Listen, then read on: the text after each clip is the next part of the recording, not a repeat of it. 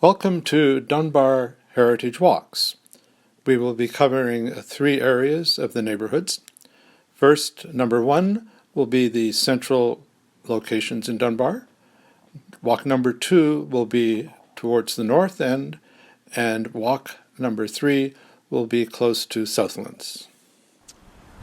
We're at the beginning of walk number 1 on Mayfair Street, just east of Dunbar. And the number 1 location for this walk is 3575 Mayfair Street, which has houses on one side of the street and garages, like a back lane on the other side of the street. One of the streets in Vancouver, like 17th Avenue, Woodstock, and a number of streets. 3575 Mayfair was built in 1906. Historical city directories do not provide any information about who built or lived in it before 1931, when it was occupied by R. Harvey. Number 2, 5503 Blenheim Street, is the Morissette farmhouse. Built in 1912, this farmhouse was one of the first houses in this area. It was constructed for the Morissette family, who had moved from Montreal to farm an adjacent two-city block parcel of land.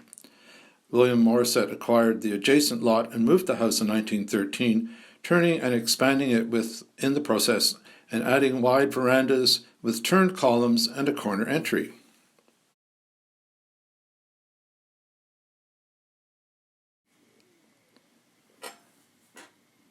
The house was sold in 1971 to a new owner who ran it as Amber Lodge, a home for 12 Dunbar ladies. It was closed in 1990. At one time on Heritage Vancouver's list of top 10 endangered sites, it will be preserved as part of a new development. Number 3, 5550 Blenheim Street. This house was built in 1916, but there's no reference to it in Henderson's Vancouver directory until 1921, when it is listed as the home of John Carter, Postmaster Kerrisdale. We're at 5590 Balaclava Street for number 4 of Knox United Church. In 1910, the first small congregation of what was to become Knox United Church met at the house of W.I. Ross on the corner of MacDonald and West 42nd Avenue. Services were conducted by David Gray, a student minister. In 1911, a frame building was erected on West 41st Avenue, and the congregation met in the basement for services. A Sunday school also operated out of the same space. The minister was C.A. Patterson. In 1927, a larger building was built at 5600 Blenheim. Finally, in 1948, a proper church was built, and this is the building seen today. Number 5, the original Kerrisdale School Building at 39th Avenue in the 3100 block. In 1908, a 9-acre site was obtained as a grant from the provincial government, and the Point Grey School Board built this 2-room, 2-story wood-frame schoolhouse to accommodate 12 students. The first teacher was Mr. C. Croft. By 1911, there were 2 teachers, Constance Andrew and Anna Laidlaw. The original building was enlarged in 1911 and inside plumbing was installed. Number 6, 3075 West 39th Avenue. This house was built in 1913, possibly by McClure and Lort architects. The 1921 edition of Henderson's Vancouver Directory records Alex D. Wilson of Wilson and Jameson barristers and solicitors residing at this address. 3057 West 39th Avenue. This is number 7 on our list. This house was designed by McClure and Lort. In 1920, it was owned by William Moore, an accountant with Hallowell McLaughlin. By 1922, the owner was Arthur H. Edwards, also an accountant. This suggests that by the 1920s, Dunbar Heights was becoming a residential area favored by professional people. Number 8, 5555 Carnarvon Street, Kerrisdale School. The main building of Kerrisdale School was built in 1912. The principal at the time was Ethel Park. The south wing was added in 19 1955. Number 9, 2925 West 38th Avenue. This house was built in 1914 during the first period of development in the Dunbar area. Charles T. Dunbar was an American who bought land at the time, noting that it was selling like hotcakes. The First World War caused a lull in building, and it was not until the 1920s that Dunbar experienced a boom in development. 2925 West 38th Avenue house was owned by Almiron Cross in 1918 and by Charles McNeely, president of McNeely Limited, after 1924. Number 10, 2995 West 37th Avenue. This house was built in 1912 and owned in 1918 by Herbert Frith, a salesman for Kelly Douglas. In 1930 it was owned by Sid Hall, a plumber. At the time, people in Dunbar tended to go to Carysdale to shop rather than to Vancouver, and farmers took their produce to New Westminster. The interurban railway was built in 1909. Number 11, 2996 West 37th Avenue. This house was built in 1920-21 by George Davidson, who immigrated to Wisconsin from Scotland in 1889 when he was 19. At one time he was a cook with Ringling Brothers Circus. He later went to the Klondike hoping to find gold, but instead bought a house in Dawson City and ran a restaurant for 12 years. George Davidson came to Vancouver from Calgary and bought 2 lots in Dunbar. He chose to build in Dunbar because he suffered from sinus trouble. Dunbar Heights was a popular area as it was south of the marshy bushland known as Asthma Flats, or Consumption Hollow, which was eventually drained in the 1920s. Davidson cleared the lots with the help of First Nations person and ran a small farm on the land. He died in 1953. His granddaughter still lives in the house in 1998. Good. Number 12 is 3223 West 37th Avenue, the Shepherd House. Built in 1912, this house was first owned by Walter A. Shepherd, treasurer and tax collector for Point Grey Municipality, which from 1908 to 1929 was separate from the city of Vancouver.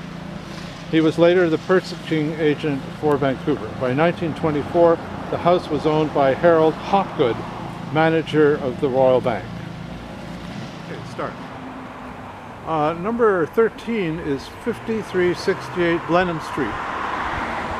This house was built in 1913, although it is not listed in the directory that year, which ends at 2511 Blenheim. However, in 1917, the house was occupied by Edward Armstrong, carpenter, and in 1921 by J.H. Ross Gillespie, representative of Alberta Pacific Grain. In 1925, E.I. Cuthbertson was living there. In 1926, it was the home of S.C. Connell, widow. The house was the residence of Victor S. Waters, secretary of Terminal City Club in 1930, and was vacant in 1930. Okay, number 14, we are at 3361 West 38th Avenue. This house was built in 1912. In 1918, it was owned by Richard Jackson, and in 1924 by Margaret Jackson, widow. And the very next house is next door at 3377 West 38th. Number 15 was 3377 West 38th Avenue. This house was built in 1914. It was owned by Matthew Drew in 1927 by Victor C. Street of the BC Electric Railway in 1930. Number 16 is 3521 West 37th Avenue. This house was built in 1914. It was owned in 1924 by E. Daly, an accountant with the Canadian Pacific Railway, who was still listed as owner in 1930. And it appears there's been a sympathetic addition to the house as a garage and extra accommodation. The final house of walk number 1 is number 17 at 3558 West 35th Avenue. Built in 1922, This house was occupied in that year by George W. Ogg, salesman for Rainsford and Company, wholesale fruit and vegetables at 114 Water Street. In 1933, he appears as agent for Manufacturers Life Insurance Company, Toronto, with an office in the Rogers Building, 470 Granville Street. Welcome to Dunbar Heritage Walk number 2. Our first stop is a heritage tree, a pin oak tree, on the southeast corner of 24th Avenue and Blenheim Street. This tree is in the Landscape Resources listing on the Vancouver Heritage Register. And this pin oak is typically found in southern Ontario and states around Illinois, but occasionally is found in other locations and is characterized by a very large oak leaf. Number 2 at 4055 Blenheim Street is the Lord Kitchener School. The first Lord Kitchener School was built in 1914 and was named after Lord Kitchener, a British general who was lost at sea in 1916 when the HMS Hampshire was mined off the Orkneys during World War I. The first principal of Lord Kitchener School was William Chisholm, and first primary teacher was Mabel Fessant. A larger brick building was built in 1925 and accommodated more than 300 students. A south wing was added in 1929. Lord Kitchener, the 1925 building was demolished a few years ago and replaced with a new building that you see here. And when they did so, they actually moved the original wood frame Lord Kitchener School from 1914 to the corner of the property. It was formerly located further back and turned. So beautiful restoration of this building. Number 3 on our walk is at 3650 West 18th Avenue. This house was built in 1914. Frank Dobson was the first listed resident in 1922. Dobson was the principal of the Vancouver Model School at the corner of West 12th Avenue and Ash. His widow was still living at the house on West 18th. And number 4 on our walk is an enormous Gary oak tree at 3537 Dunbar Street.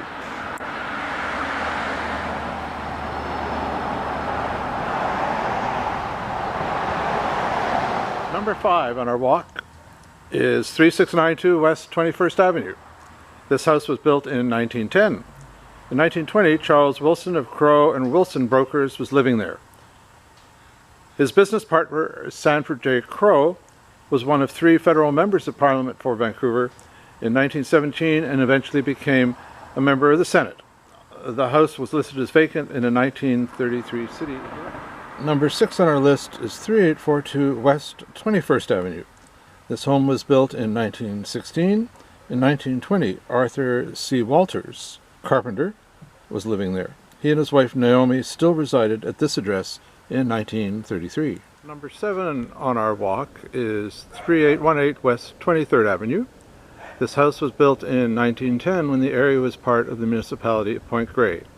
In 1922, Donald Smith, barrister and solicitor, was living in the house. Mrs. Margaret Smith, his widow, was listed at the address in a 1933. Number 8 on our walk is 3851 West 29th Avenue, the St. George's Junior School.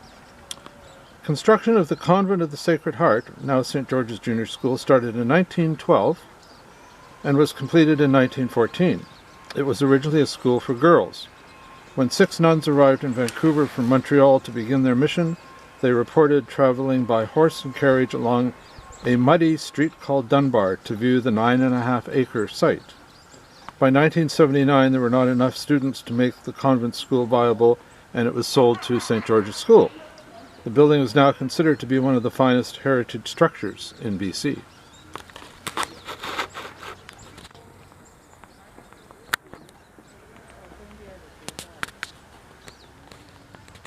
Number 9 on our walk is Memorial West Park. The park was originally known as Dunbar Park and was part of the Point Grey municipality. It was renamed Memorial Park after 1921 to commemorate soldiers who died in World War I. In Memorial West Park, the Dunbar Lawn Bowling Club is located. The building in green to the west side of the park are home of the Dunbar Lawn Bowling Club. The green for the club was first seeded in 1926, and the first bowling took place in 1927 under the purview of the first president, Mr. Percival.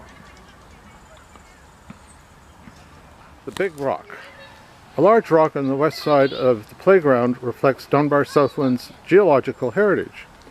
On May 18, 2011, a city work crew excavating on Dunbar Street came across a very large rock adjacent to the Dunbar Library at Dunbar and West 29th Avenue.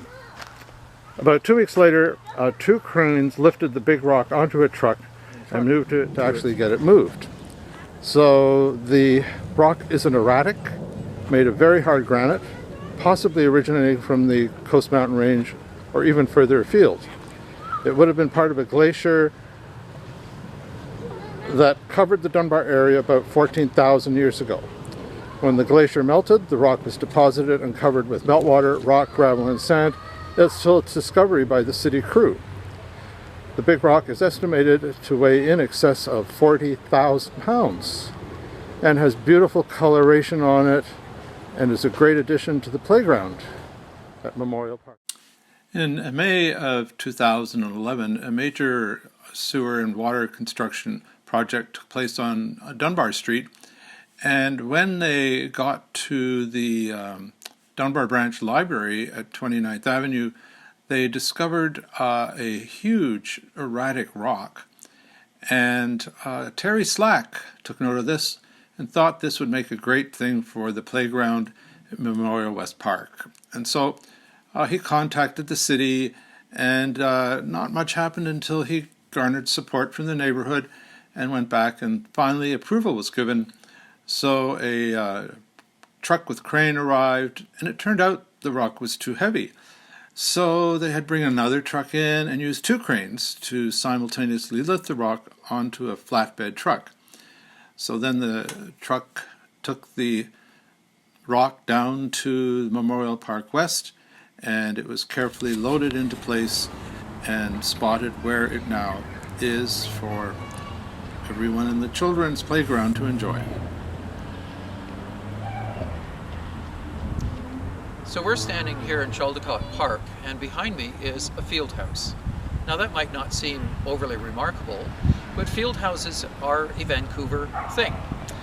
This one is actually a slightly more modern one because it has what you could call a Vancouver special roof, that sort of low slope, and that allowed the builders to make it a tar and gravel roof. But many of the field houses around Vancouver look like small houses, and they in fact were, because you actually had in many parks a park keeper who would live on site. Then they would turn the drinking fountains on when the warmer weather came. They would make sure the swings were repaired, etc. There were older field houses, and when you get over into East Vancouver, the old South Vancouver neighbourhood of Memorial Park East, you've got a great board and batten field house. And if you're up in the Brewery District, the big park just behind there, there's another fabulous board and batten field house.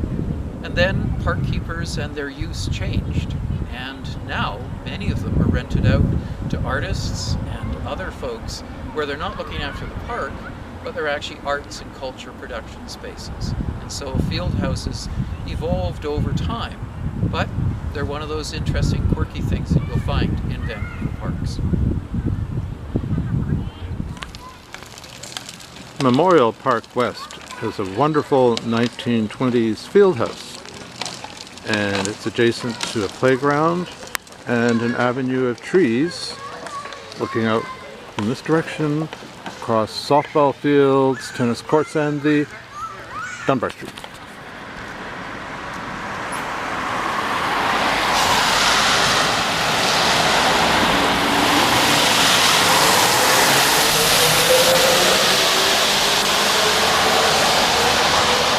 The last streetcar ran in May of 1951 on Dunbar Street, and trolley buses took over and have provided transit service ever since. And shortly thereafter, the Dunbar Community Centre, also located in Memorial Park West, opened for business and is still a thriving operation to this. Number 10 and our final stop on our walk is 3537 West 30th Avenue, the Hegler House. This home was built in 1915 and in 1922 was the residence of George F. Hegler. He was still living there in 1933 with his wife Marie G. Hegler. His profession was listed as wholesaler in fruit with a business at 146 Water Street. In the 1980s, the house was threatened with demolition, and it was on a triple lot, and through some effort the house was actually saved, and infill housing went in on either side of the Welcome to the start of walk number 3, and this is number 1 at 3691 West 48th Avenue. We're south of Southwest Marine Drive, and this house was designed by Fred Dalalana for himself and his family and completed in 1997. The second floor steps back as a continuous terrace, speaking to and acknowledging the powerful presence of the green carpet of Musqueam Park. In the architect's own words, the house carries on a dialogue with the park. The park itself was established in the early 1920s. Number 2 on our walk is 6275 Dunbar Street. This house was designed and built in 1958 by Barry Downs, Archambault Architects for himself and his family, although he no longer lives there. The house is an example of the West Coast style of architecture prevalent in the 1950s and 60s and celebrated in a past exhibition at the Vancouver Art Gallery, The New Spirit, Modern Architecture in Vancouver, 1938 to 1963. Number 3 on our list is 3592 Southwest Marine Drive. This house was built in 1922. It was listed as Marine Drive in a 1925 directory, at which time it was occupied by L. Cable, who appears in a 1927 directory as Leonard Cable, labourer, Point Grey Municipality. By 1930, Cable was a labourer for the city of Vancouver. He was still living at this address in 1933. An interesting sculpture in the front of the house is originally from the old Pantages Theatre on Hastings Street, dismantled in the 1960s. The public school sign may be from the Mount Pleasant School, demolished in 1972 at Kingsway and Broadway. Number 4 is at 3522 West 47th Avenue. This house was designed and built in 1912 by a Mr. Honeyman of Honeyman and Curtis Architects. At the time it was called Kildaveg. Number 5 is 6290 Collingwood Street. This house was designed in the 1980s by Fred Dalalana of Dalalana Griffin Architects. It is a post and beam composition, framing a glazed living pavilion which bridges the site at the rear, thus preserving views for the neighbours to the north. On the east, the house backs onto the tall trees of the Point Grey Golf Club. Number 6 on our walk is 6188 Balaclava Street. This house was designed by Daniel Evan White Architect.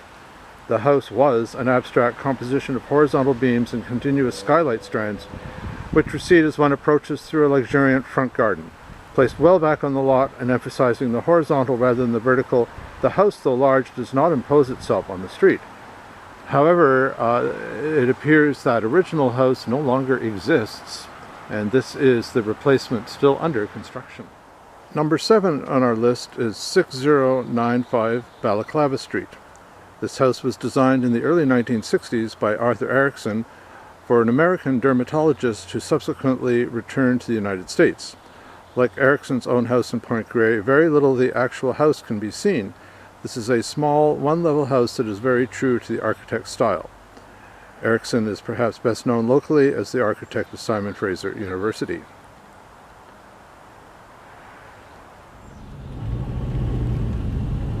Southlands Place was once part of the large Malkin estate, and the street here is a couple of islands with trees on them. The homes are large lots, no sidewalks, well set back. It's quite an attractive area. Here's our final home, 6171 on the walk. The 8th and final home on our walk number 3 is 6171 Southlands Place. This house was designed by Ron Thorne, also in the early 1960s, for Mr. Mortifi of Mortifi Munshaw, a photographic business that no longer exists. Southlands Place was built on half of the former Malkin estate. The other half became Malkin Park.